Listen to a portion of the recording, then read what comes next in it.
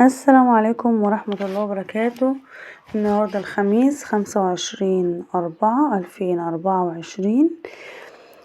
طبعا أنا كنت نزلتلكوا فيديو سريع كده بالأسعار بتاعة اليوم البورصة اليوم اللي قبلها. النهاردة بقى هنقولكوا المحلات شغالة ازاي. دي الأسعار في المحلات يا جماعة، دي الأسعار اللي انتوا هتشتروا بقى بالفعل وعلى حسب المنطقة اللي انتوا فيها. يعني في مناطق بتبقى شعبية فما بيغلوش وبتبقى الأسعار بالنسبة لهم اللي هو في تناول الجميع.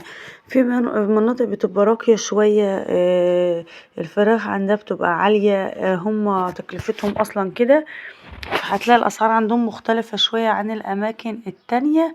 فعشان كده قلت أنزل لكم فيديو بالأسعار بتاعت المحلات، ودي الأسعار اللي في أرض الواقع عشان ما تنصدموش بالكلام اللي احنا قلناه لكم بتاع البورصة وتقولي لا ده انت ما قلتلناش كده. اول حاجه النهارده هنقول لكم اسعار البط البلدي.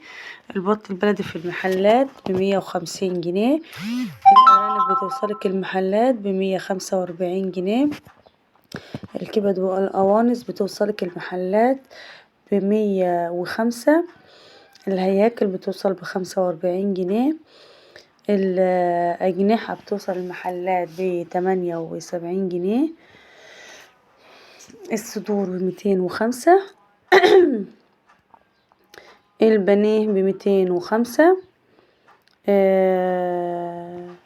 الوراك ب115، الورك المخلي اللي هو مفيهوش اي حاجة خالص ب120، الدبابيس لوحدها ب120، الفراخ البلد الشامورت ب130، الكتكوت الشركات ب126